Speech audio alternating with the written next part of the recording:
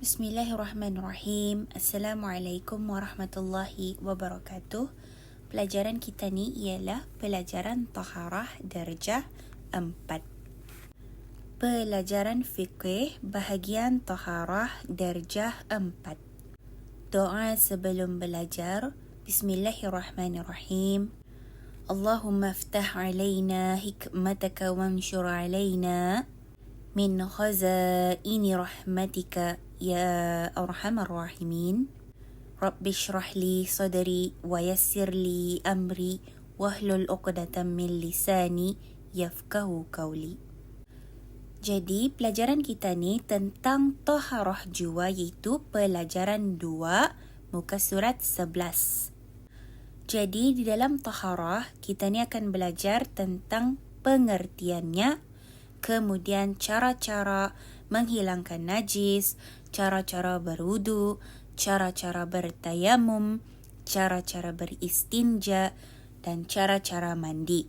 Kemudian alat yang digunakan untuk taharah ialah alat air mutlak, alat debu tanah, alat benda-benda keras dan kesat dan alat bahan peluntur. Jadi kita ni berkenalan dengan pengertian bersuci ataupun pengertian taharah. Bersuci ialah suci daripada hadas kecil dan hadas besar, dan suci daripada najis pada badan, pakaian dan tempat. Artinya taharah ini ialah kita ni bersuci. Bersuci daripada najis, iaitu pada badan, pakaian dan tempat, dan juga bersuci daripada hadas kecil seperti membuang air kencing, dan hadas besar. Kemudian cara-cara bersuci ataupun cara-cara bertaharah. 1. Menghilangkan najis. 2. Berwudu. 3. Dengan bertayamum. 4. Dengan beristinja. 5. Dengan kita ni mandi. Kemudian alat-alat untuk kita ni bersuci ataupun bertaharah. 1. Air mutlak. Air mutlak ialah air yang suci dan boleh menyucikan benda-benda yang lain. Air ini boleh digunakan untuk berwudu, mandi wajib dan membasuh najis seperti air hujan dan air perigi. Jadi contoh air mutlak ialah air hujan dan air perigi. Dan air ini adalah air yang suci dan boleh menyucikan benda-benda yang lain.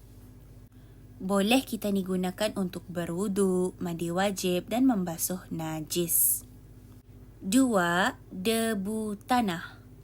Debu tanah digunakan untuk bersuci apabila ketiadaan air atau keadaan darurat yang dibenarkan oleh syarak, seperti untuk bertayamum. Jadi kita ni semua sudah tahu bertayamum ni kerana kita ni sudah belajar dalam pelajaran amali agama. Jadi debu tanah digunakan untuk bersuci apabila air tiada dan keadaan kita ni dalam keadaan darurat.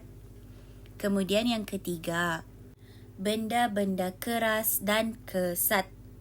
Benda-benda keras dan kesat seperti batu, kertas, kayu dan lain-lain yang sesuai.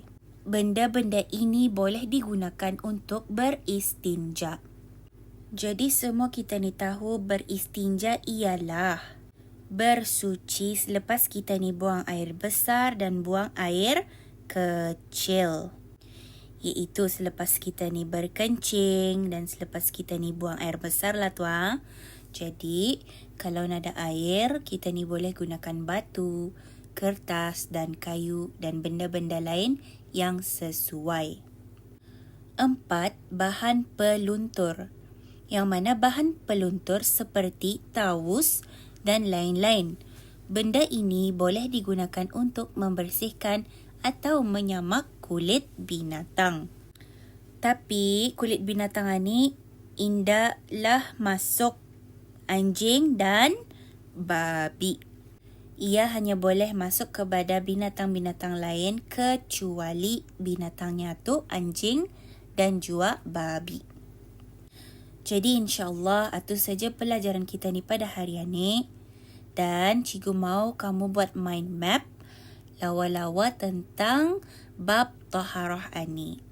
Cikgu mau di dalam mind map itu ada pengertian bersuci atau pengertian bertaharah.